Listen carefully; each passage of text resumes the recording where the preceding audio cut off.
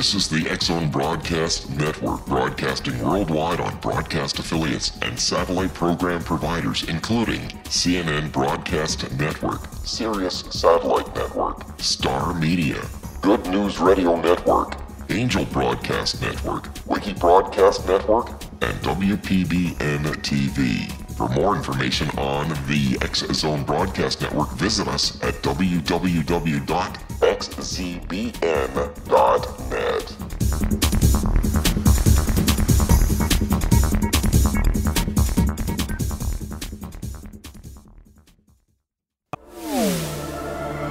The X-Zone Radio Show with Rob McConnell is largely an opinion talk show.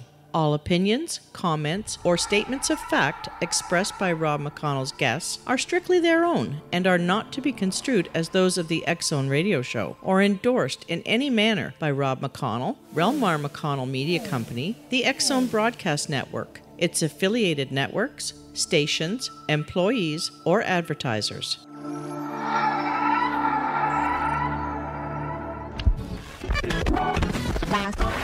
All Hit Radio.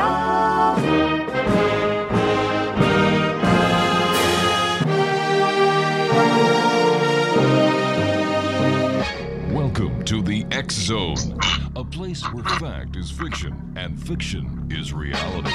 Now, here's your host, Rob McConnell.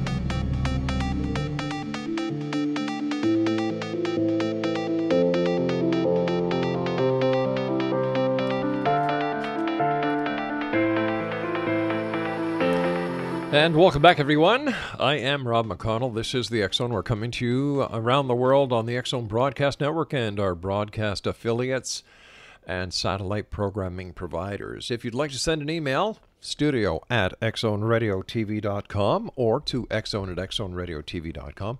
On all social media sites, X-Zone Radio TV, and our website, where you can find out what we've done in the past, what we're doing in the present, and what we intend on doing into the future at www.xzoneradiotv.com. My guest this hour is Shakta Khalsa, and she is a leading expert on children and yoga, having worked with both since the mid-1970s. She is a parent, Montessori educator, and a yoga professional recognized by Yoga Journal magazine as one of the top 5 Kundalini Yoga teachers in the world. Shakta is the founder and director of Radiant Child Yoga, an internationally known training program for teaching children yoga and working with raising their consciously, I should say. She has authored several books, including her latest book on authentic relationships with children titled The Yoga Way to Radiance, How to Follow Your Inner Guidance and Nature Children to Do the Same, published by our good friends at Llewellyn. And for more information on Shakta, www.childrensyoga.com and www.shaktawrites.com. And Shakta, welcome to the X-Zone. Oh, thank you very much. Tell me, what was it that pointed you in the direction that you're following with yoga and children? What happened was that I got into yoga first just for myself, but then I was living in a spiritual community in which there were children, and I started teaching the children yoga, and they were just little children, 3, 4, 5 years old, and so I made the yoga really fun for them and used songs, and it just kind of became my thing. What is your connection with children? Well, my connection with children started in those days in the 1970s when I lived in this spiritual community. And then from there, I began teaching yoga at the children's Montessori school, and one thing led to another, and I became a Montessori teacher. And I had my own school for a number of years, for about 8 years. How can yoga enhance our children of today in this technological age that we live in, with news coming at us 7/24, 365 from every imaginable direction? Well, Rob, it's really the most important thing is the yoga, because just as you're saying, everything is bombarding us and there's so much technology. And in order to balance that out, we need the ability to stop and breathe a moment. We need ability to feel our own selves, feel like we're inside of our bodies, and feel that we're connected to our own inner peace. And this is some of the benefits of yoga. How does that work? How does yoga help us to get inside our own inner peace? The way that I see it working from my 40 years of practicing yoga is that, let me think if I can explain this. Just when I close my eyes, I can settle, I feel a settling down into myself. And when I breathe consciously, then I feel like this relaxation start to happen within my body. And I know that people have studied what happens when people do yoga, breathing, or meditation. And it really does help to allow even our neurotransmitters and our proprioceptors and all the places inside of our body, those little minute places, it helps them to change. There's been many studies lately on yoga and meditation and how it helps our bodies and minds to calm down, become at peace, and also helps us to feel more of our natural connection with our inner self. You know, people, when you talk to them about yoga, they think of a swami in a lotus position. And I know a lot of people think that way because that's what's been, I don't know, just that's been sort of the public view. It has been either Swami in a lotus position or just somebody, with hardly any clothes on doing some really hard yoga pose that almost nobody can do. And it's, in a way, it brings more people in because it's attractive. And in a way, I think it's a detriment to yoga because yoga really isn't about that, and you absolutely do not have to have those kinds of skills to do yoga. When you breathe, you're doing yoga. All right, when you breathe consciously, you're doing yoga. All right, stand by. We've got to take a short break. We'll be back in a couple of minutes. Shakta Khalsa is our special guest, X-Zone Nation, and childrensyoga.com and shaktarights.com are the two websites. We'll both be back on the other side of this break. This is the X-Zone. I am Rob McConnell. Don't go away.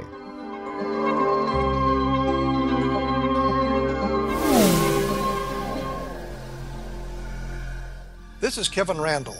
For nearly 30 years, I have been investigating the case of the Roswell UFO. I have interviewed hundreds of people and stood on the crash site. Now in Roswell in the 21st century, I have reviewed dozens of hours of audio and videotaped interviews, examined hundreds of files that relate to the crash, and have returned to Roswell in an attempt to put all that information into the proper perspective. For the first time in Roswell in the 21st century, I have made a dispassionate reevaluation of all that material and provide a new look at what happened. This is a book that clears away all the clutter that has hidden the truth for so long, strips away the various lies that surround the case, exposes the Air Force attempts at cover-up, and found a core of solid information that tells us all where the case stands today. Roswell in the 21st century will be available in just a few weeks. For more information, please visit my website at www.kevinrandall.blogspot.com.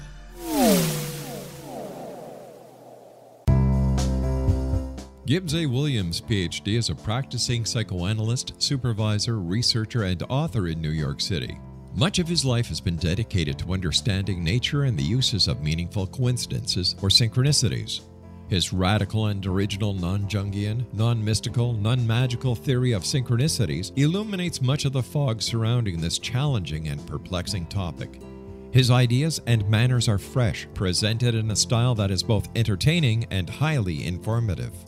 He is also an expert on crisis intervention, specially focused on violence reduction for the police and citizens, mastering anxiety, frustration, and stress without the use of medication, and effectively preventing and treating heroin addiction. Dr. Williams can be contacted at his email address at gwwilliamsny11@aol.com or visit his website at www.drgibbswilliams.com.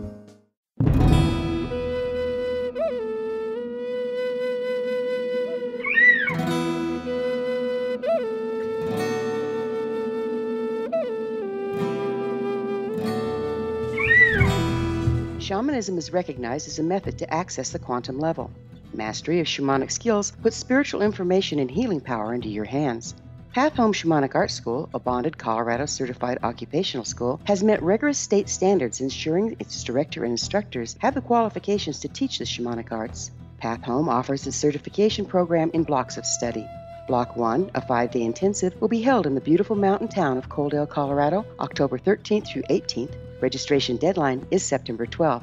Experience journey trance, power animals, helping spirits, sacred space, and life purpose. Come discover your power. Join me, Gwilda Wiyaka, in the magical world of shamanism. Call 303-775-3431 or visit findyourpathhome.com.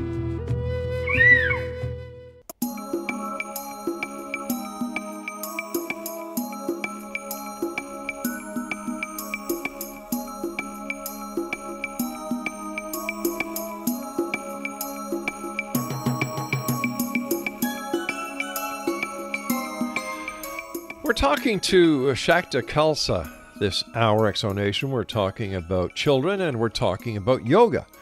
Her websites are childrensyoga.com and shaktawrites.com. And she has a book coming out entitled The Yoga Way to Radiance, How to Follow Your Inner Guidance and Nature Children to Do the Same, published by our good friends at Llewellyn. When a child who has never had any experience with yoga is introduced to yoga, what is their natural reaction? Well, I guess it would depend on what age the child is. Younger children, we make it very playful, and in general, they're really delighted with it. They love it. They want to do more. Because we allow them some freedom of movement, they can make animal sounds sometimes with yoga. And then let's say you have some children that are elementary age children, then the yoga just looks a little different. It's more like holding poses and focusing, but we still make it fun for them. And we go all the way up to teenagers with kids yoga. And teenager yoga looks a lot more like adult yoga. Is there any connection, because you were saying how they freeze the poses and so on, is there any connection between Tai Chi and yoga? Only in the sense that there's concentration on both of them, movement with concentration. So you're being very present to that moment, both in Tai Chi, Qigong, and yoga. Fascinating. So how long does it take for a child to get right into the swing of yoga? And how can yoga help the child?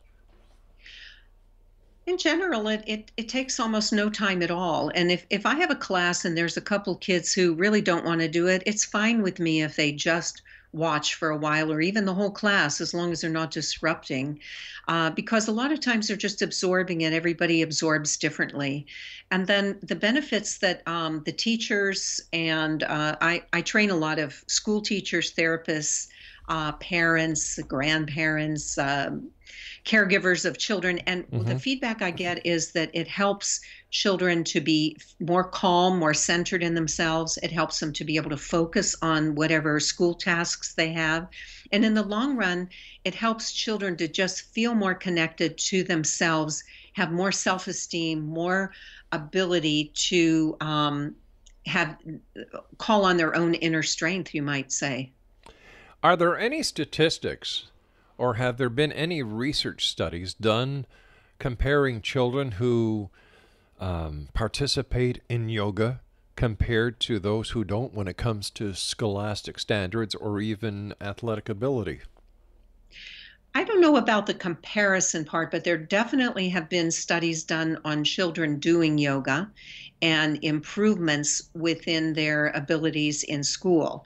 I'm not familiar with anything that was like a blind study or a study with children who have not doing yoga and then children who are doing yoga. But there are many studies, and there's actually a couple of them cited in my book of how yoga improves the lives of children and their ability to do schoolwork. Can you share those with us? Well, I'd have to find them in here in the book, because I don't have that just off the top of my head. I actually turned to one of the pages.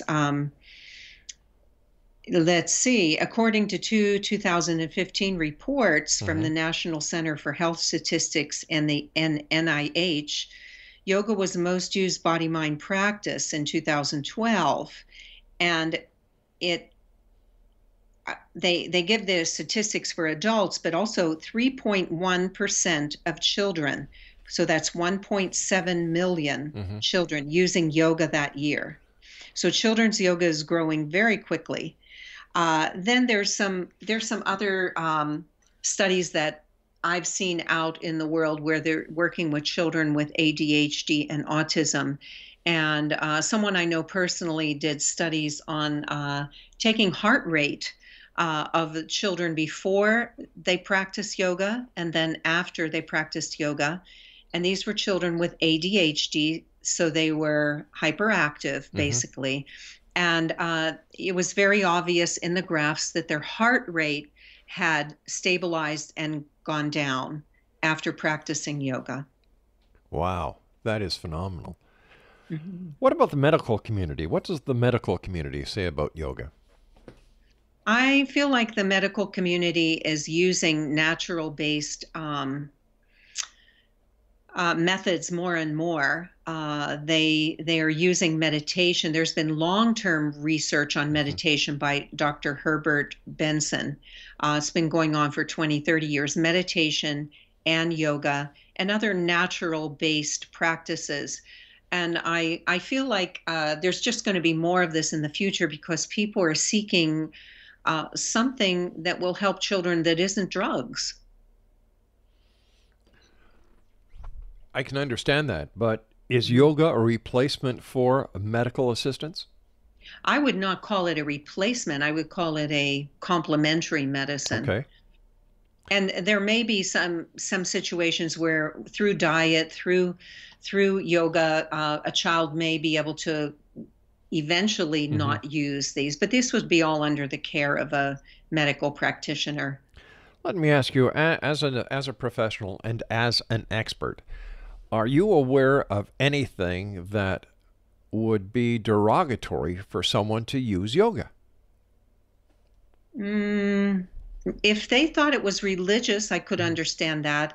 I don't view yoga as religious. I feel that you're working with your own body and brain. And if you want to think of it as your spirit being your inner self or your breath. But there are some people that don't view it that way, and I honor that too.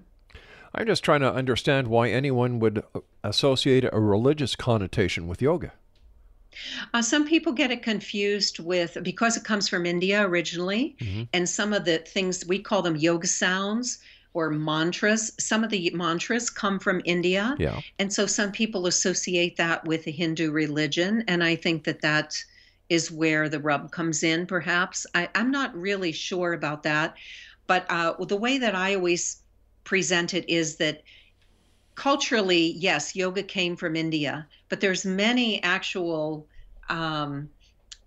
hieroglyphical or archaeological proof to show that yoga is based in a world way in more than one culture, not just India, but they found hieroglyphs of yoga practice in the Mayan culture as well as the Chinese culture of many, hundreds or I guess thousands of years ago.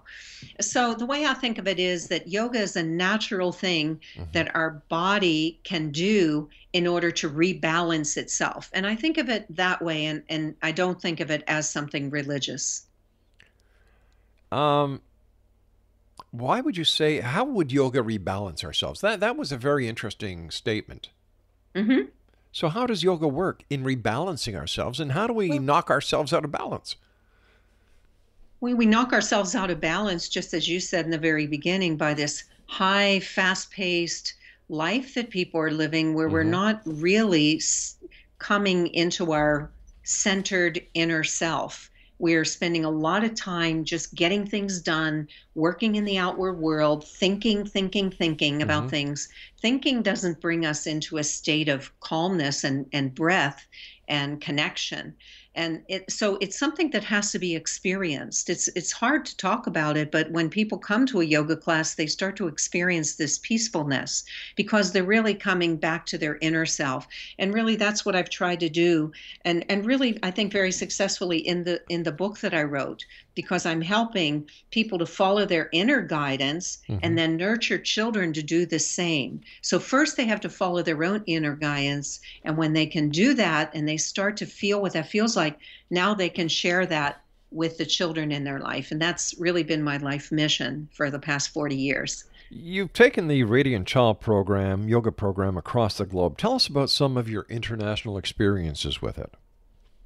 Oh, well, I taught in South Africa, and this was a passion of mine to, once apartheid was finished there, I went there, I think, in 2006 or 7.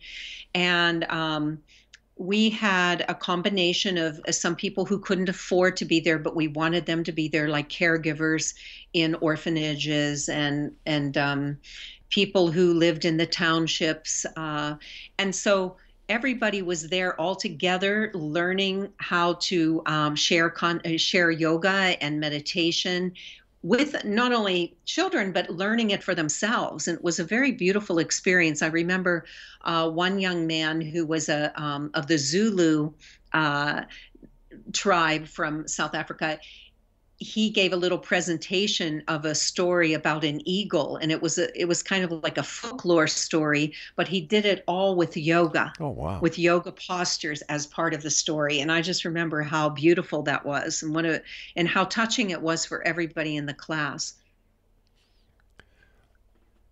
You said that,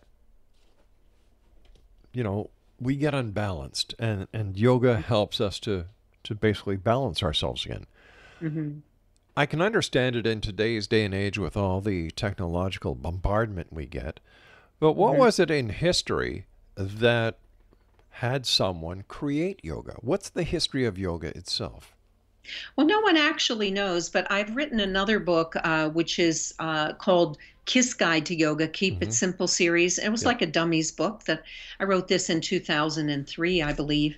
And in that, I had to explore, the whole roots of yoga. So it was very fascinating for me to do that. And I discovered that no one actually knows how old yoga is. There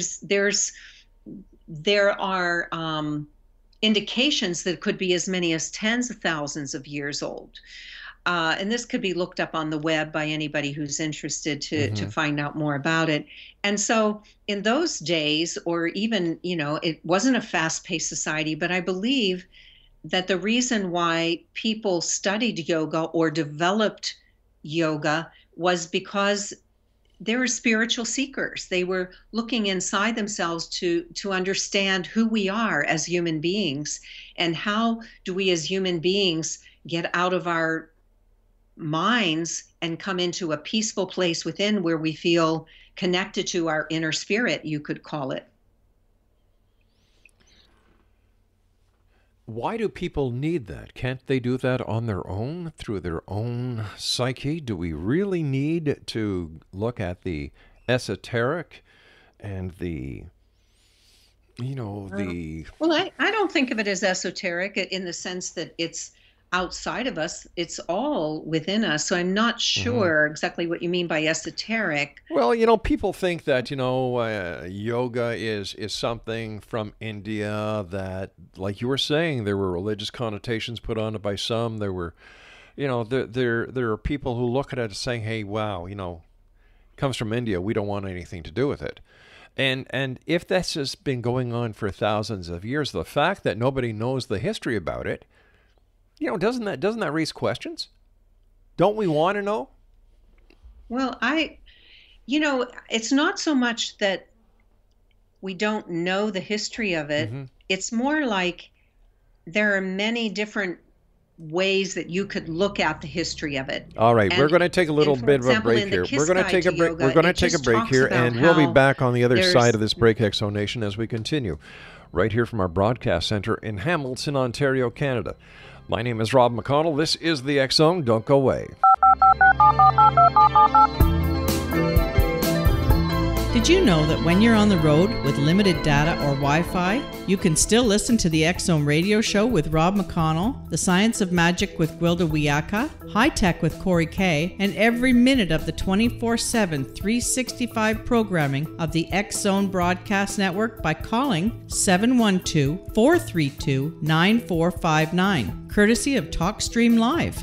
No smartphone, app, or internet needed. It saves your data plan, and it's free if you have unlimited minutes. Call 712-432-9459 to listen on any phone, anytime, anywhere. Remember, 712-432-9459 for the best of paranormal, new age, thought-provoking, sci-fi radio programming 24/7, 365.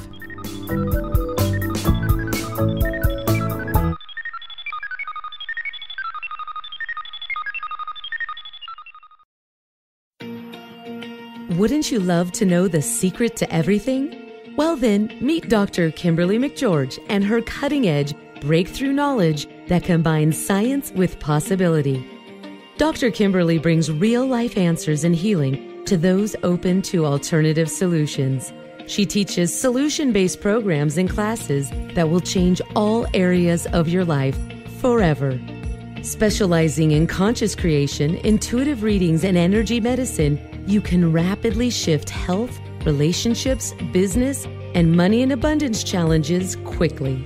Receive her best-selling book, Secret to Everything, at no cost by going to secrettoeverything.com/X-Zone.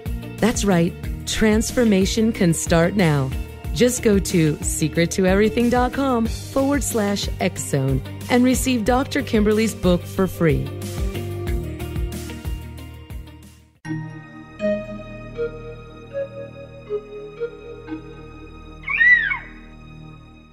While science pursues fact, magic accesses the quantum level, bridging random facts to form truth.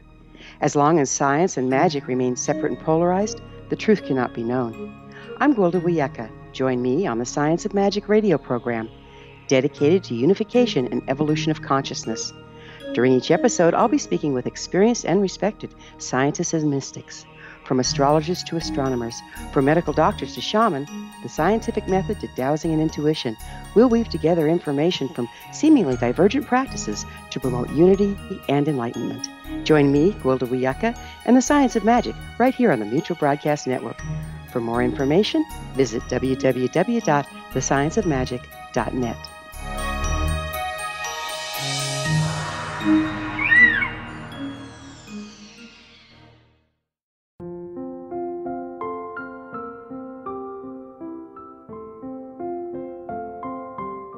I am Dr. Carl O'Helvey, founder, president of a new cancer foundation focusing on evidence-based physical, mental, and spiritual interventions, including natural cancer cures, prayer, meditation, affirmations, nutrition, and other related holistic cancer prevention and cure modalities.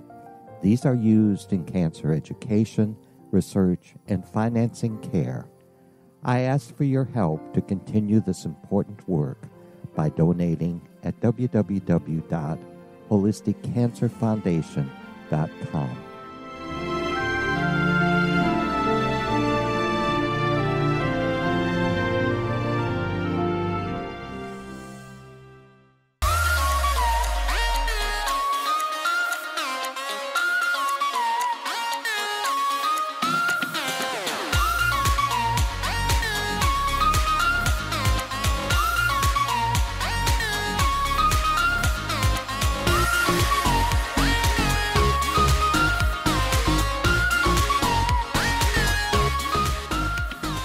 And we're back, everyone. This is the X-Zone. I am Rob McConnell. Shakta Khalsa is our special guest this hour. We're talking about yoga. She is the author of a new book out by our good friends at Llewellyn Publishing. And it is entitled The Way to Radiance, How to Follow Your Inner Guidance and Nurture Children to Do the Same. Website is www.childrensyoga.com and www.shaktawrites.com. Based on your experience, are little ladies or little gentlemen more adaptable to yoga? Well, I would say that younger children that are girls generally get into it right away. Mm-hmm. And for boys, we make it a little more boy-like. For example, I made some yoga warrior cards in which robots are doing yoga, and they really like those. So yeah, I adapt it. And I think that that's really an important thing to do is just, you need to be able to be flexible. Sure. In your mind and in your creativity when it comes to children. Now, who else can benefit from the ideas in your book?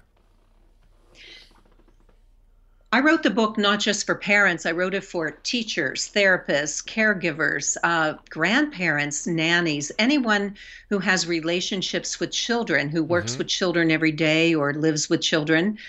And I just feel that it's such an important subject because the more connected we feel to our true self, our inner self, our, as we've been talking about that, we're feeling peaceful in ourselves, then that translates to the children because they're just like little antennae who pick up everything in their environment. What kind of future do you envision if people take the advice in your book to heart? I envision a world with a lot more peace in it. Why? Because these are peaceful methods. These are ways of finding out who you are from the inside and living in that happier, connected, peaceful self. So it would naturally translate into a more peaceful world. But philosophies, both religious and non, have been practicing this, trying to accomplish this for thousands and thousands of years. Why do you think your method will succeed where every other method has failed? Oh, I don't think that way. I think this is just another seed planting, just like there's many, many seed plantings. I don't think this is a be-all and end-all at all. It just is a way that works. It's been, there's at least 15 stories in there of students of mine, or they're my own stories, of people who have been working this way with themselves and with children. And the stories are really beautiful, and they just show how change can happen for the better. But there are also other books of other people teaching other techniques with the same success as you have. So where do we put yoga compared to other techniques that are out there? And why should yoga be looked upon first, or looked upon seriously, as well as others? I am not comparing them to others. I believe that others have valuable tools too. Okay. It's kind of like that story of the blind people who touch the elephant, and one of them says the elephant is like a rope, and because they're touching the tail, and another one says it's like a fan because it's touching the ear. There's some way for everybody, and there's many, many different ways. So I'm not saying this way is better or worse or anything. I'm just saying this is a seed we're planting for the future, and there's many, many seeds being planted, of which I'm very grateful.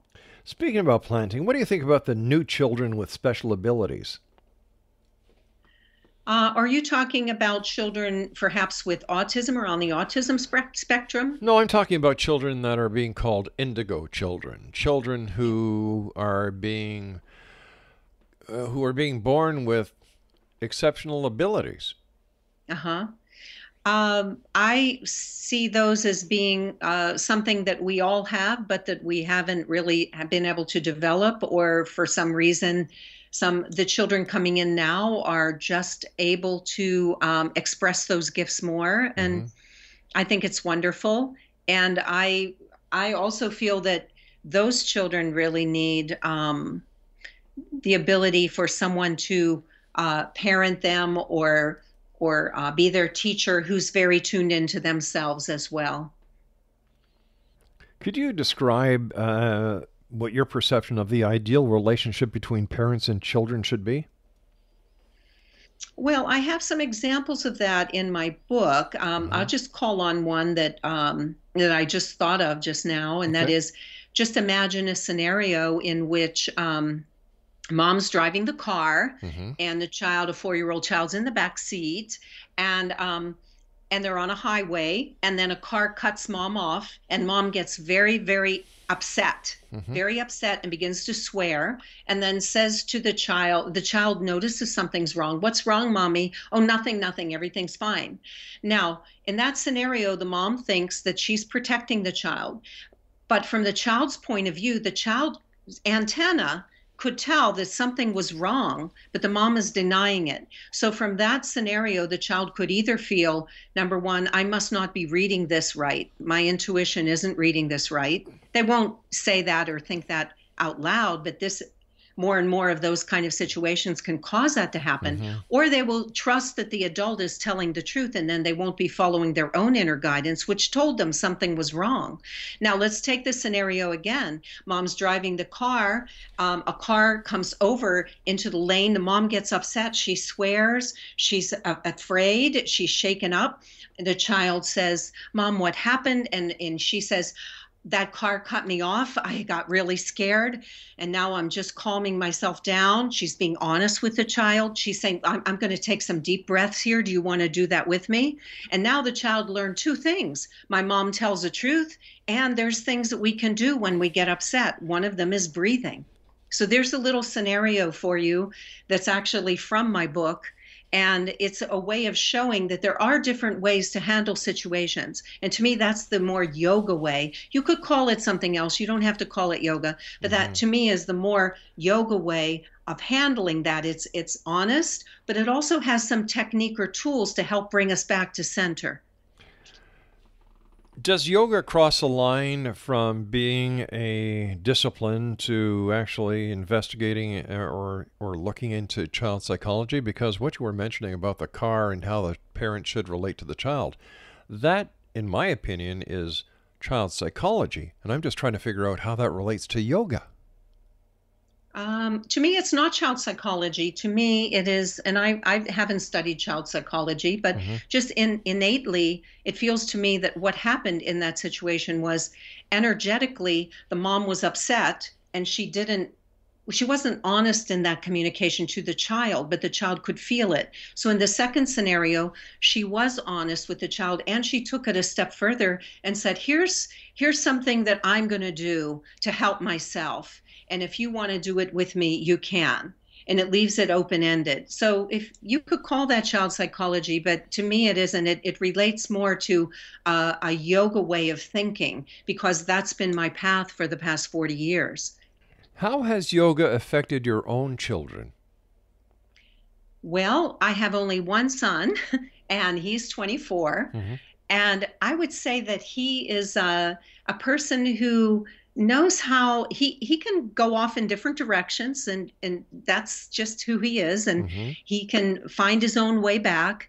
And what I find with him is that he is able to come back to center within himself and be honest within himself.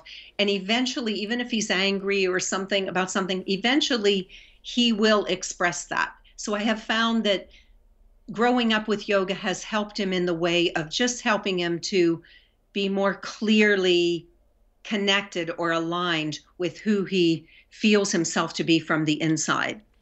In the example you gave of the child in the car with her mother, or his mother, the child was 4 years old.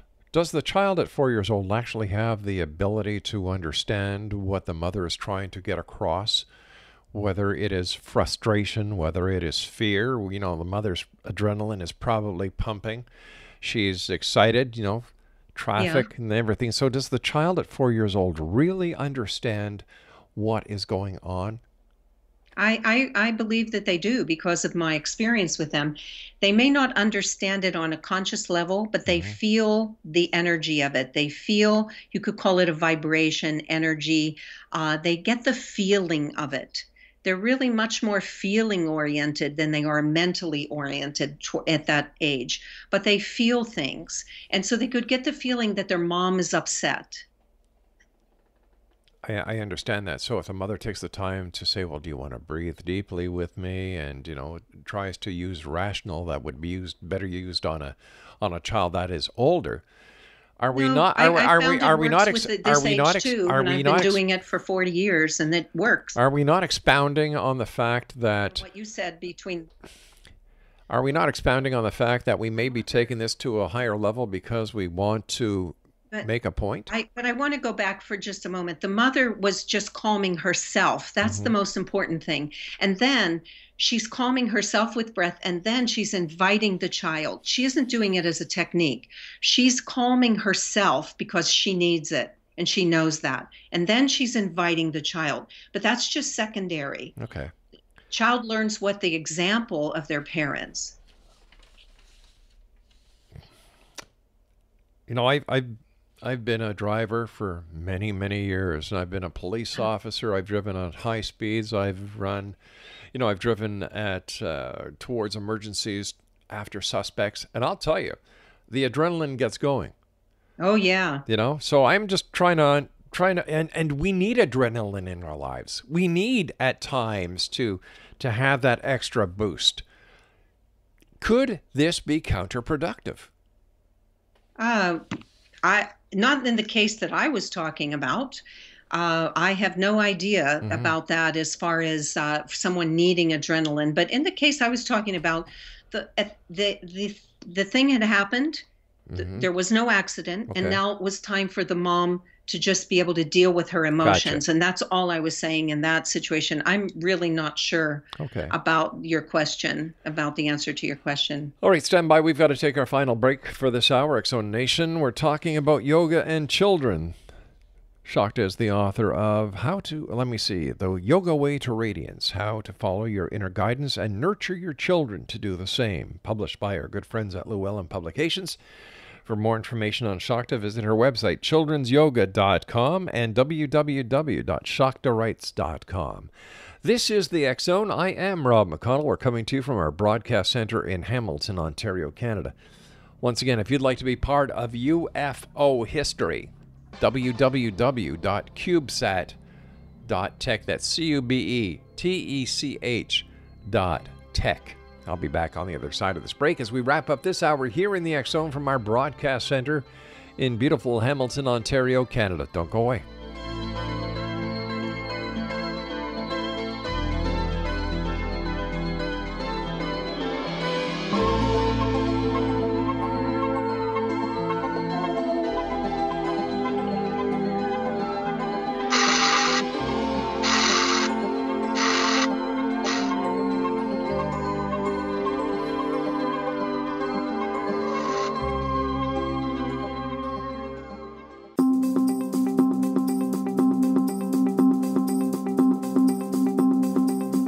As host of Dialogue with Divinity, I am thrilled to join the X-Zone Broadcast Network and their growing number of affiliates.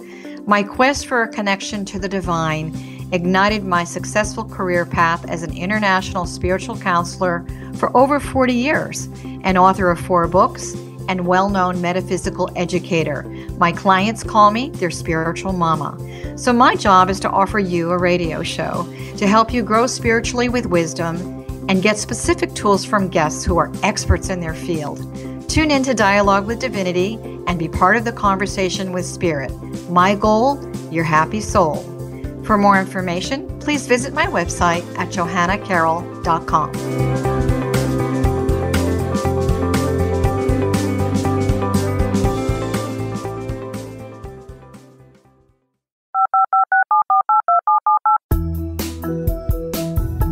Did you know that when you're on the road with limited data or Wi-Fi, you can still listen to the X-Zone radio show with Rob McConnell, The Science of Magic with Gwilda Wiyaka, High Tech with Corey Kay, and every minute of the 24/7, 365 programming of the X-Zone Broadcast Network by calling 712-432-9459, courtesy of TalkStream Live. No smartphone, app, or internet needed. It saves your data plan, and it's free if you have unlimited minutes.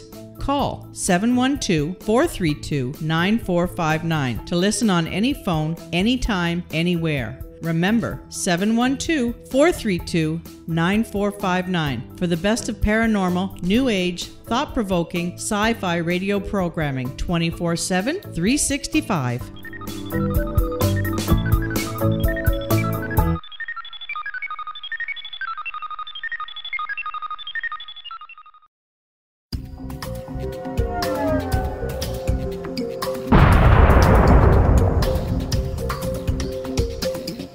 Coming soon to the X-Zone Broadcast Network is A Different Perspective with me, Kevin Randall, as your host. We'll be taking a close look at what is happening in the world of UFOs today with side trips into the paranormal. Guests will range from those who are household names to those who have a different perspective on a variety of topics. No topic will be taboo, but there will be tough questions asked as we all search for the truth about UFOs, the paranormal, and those things that excite us. Sometimes we'll agree with a guest and sometimes we won't, but we'll try to keep the program topical. For those of you who would like to read, be sure to visit www.kevinrandall.blogspot.com and remember to listen to the other fine programs on the X-Zone Broadcast Network at www.xzbn.net.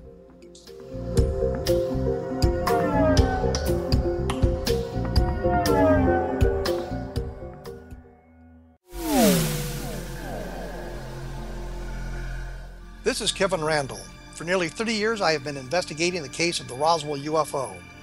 I have interviewed hundreds of people and stood on the crash site. Now in Roswell in the 21st century, I have reviewed dozens of hours of audio and videotaped interviews, examined hundreds of files that relate to the crash, and have returned to Roswell in an attempt to put all that information into the proper perspective. For the first time in Roswell in the 21st century, I have made a dispassionate reevaluation of all that material and provide a new look at what happened. This is a book that clears away all the clutter that has hidden the truth for so long, strips away the various lies that surround the case, exposes the Air Force attempts at cover-up, and found a core of solid information that tells us all where the case stands today. Roswell in the 21st century will be available in just a few weeks. For more information, please visit my website at www.kevinrandall.blogspot.com. What Happened in Benghazi is revealed by Nicholas Genix, author of Obama, Islam, and Benghazi. He informs the American people that President Obama deceived them by advocating a strong foreign policy prior to the 2012 presidential election, and Hillary Clinton supported this deception. As the title infers, there is a connection between Obama, Islam, and Benghazi. Ample evidence informs Americans that Obama's early indoctrination in the Quran developed an affinity for Islam, why the Quran is the source of discontent in many countries, and why the Obama foreign policy deception led to poor military action and caused the loss of American lives in Benghazi. Genix provides 36 questions for the Select Committee on Benghazi to validate if Americans are justified to mistrust President Obama and Hillary Clinton.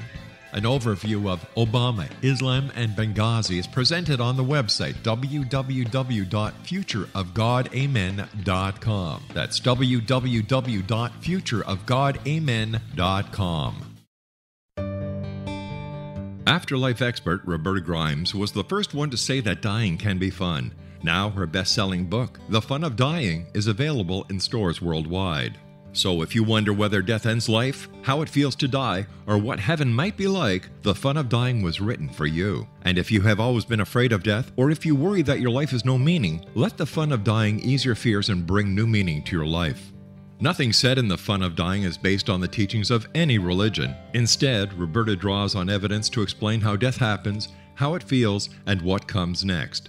A lot of the best death-related evidence was produced in the first half of the 20th century. When it is put together with recent discoveries, it tells a consistent and amazing story.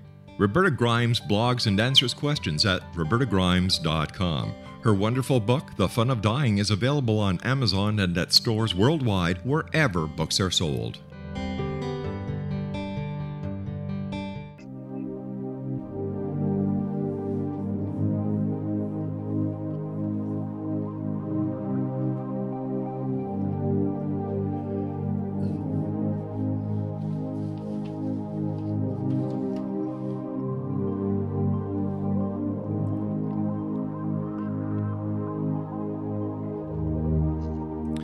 Exonation, Shakta Khalsa is our special guest of this hour, www.childrensyoga.com and shaktawrites.com. She's the author of The Yoga Way to Radiance, How to Follow Your Inner Guidance and Nurture Children to Do the Same. It's published by our good friends at Llewellyn. And how do you think your new book, The Yoga Way to Radiance, can actually help everyday challenges that parents and children face? Well, within the book, there are some different techniques that they can do on the spot that have to do with just being able to be okay, for example, with what's happening right in the moment, to allow their own feelings and then let that show them how it moves into something that feels better. There's different techniques that I wouldn't describe strictly as yoga, not in the sense that most people understand yoga, but they are kind of meditative techniques. And there's even several journaling processes, which I think can be very helpful for adults and children. Should children, is there any age limit when a child or a young adult should do meditation? Are there any limits to meditation? Well, with younger children, our meditations are very playful and simple. They might just do something like make a balloon with their arms and breathe in and bring their arms down. They might sing a song, a little yoga song that we have with affirmations in it. And then as they get older, say preteens and teens, they could probably sit for, we usually start, at least in when I'm working with kids, like with preteens, I might start with just 3 or 4 minutes of breathing, or we do interesting, fun things like holding a feather and blowing on a feather. So they start to tune into their breath more. And then with teenagers, I would do a little bit longer, maybe 7 minutes to start. Is yoga something that you have to continuously practice? No. I think having a steady practice of yoga is helpful, especially in the beginning, let's say for a few years. But what I found in my own life is that I feel like I understand how to stay connected to that consciousness or that awareness through the practice of yoga. And I think you can find it anyway, like even just walking in a meditative way, going for a walk in nature can be your meditation. So I don't think of yoga as in a hard and fast way that it has to look a certain way. It's more a state of being than anything. That's rather interesting. How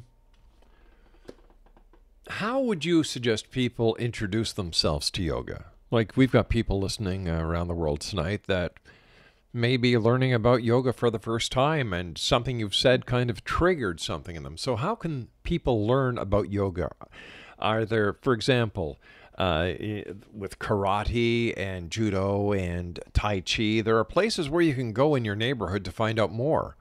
Sure. Are these places available for yoga? That it's important to try a class, see how you like it. If it wasn't for you, then try a different one and see, because there's so many different styles. The style that I teach is called Kundalini Yoga. It has a lot more movement to it. We don't hold postures as long, and you don't need as much flexibility for Kundalini Yoga. But one person might be really attracted to holding postures, and another one might be more attracted to movement. So I would just suggest they shop around. Shop around? Yeah. You surprised me when you didn't say buy my book. Okay, buy my book. We've got a few minutes left. What would you like to tell the listening audience about yoga? This is a time I give you, the guest, to make your point on why people should, develop or go into yoga, look at yoga, and how yoga can be an asset to their health, to their lives, and enrich them. Well, in combination with a healthy lifestyle, like eating healthy, organic, more plant-based, I believe that yoga is one of the other methods, among many, and it's not the only way for sure, that can help you to feel your own inner happiness, your own connection to who you are from the inside, that kind of pure spirit that you are, that you came in with. And when you look at babies and you see the light in their eyes, well, we all came in that way, and we all have that potential again. And I feel that yoga is one of the ways that has helped me in the past 40 years to just kind of reclaim that part of myself. And so, as I said, it's not the only way at all, but it is a very good way, and it's natural. It's not using drugs. It doesn't have side effects. It's just a natural way of helping yourself to feel better, both physically, mentally, and then connecting to who you are from the inside. And if you want to call that your spirit, you want to call it your inner self, you don't have to call it anything. It doesn't even matter. Just being able to be more truly who you are and be happier. That's why I think yoga is good for our society and good for the world. And at the same time, I'm not fanatical about it. I think there's many, many ways that can help you to feel all these same connections that I'm just saying. In the book that I wrote, The Yoga Way to Radiance, there's many techniques in there, many different ways, many opportunities and offerings. It's not just all yoga per se at all. So has yoga enhanced your spirituality? Oh, yes. How? How so? Yeah. How has yoga enhanced your spirituality? And to what just as I said, my spirituality is what I think of as my true natural self. And I feel more and more in touch with that as the years go by. And whether or not I practice yoga, let's say when I get up tomorrow morning, I might just sit quietly. I might pet my dog. I might go for a walk. But because of the yoga and the many years of yoga, it has helped me to understand how to get back to that place of my natural self.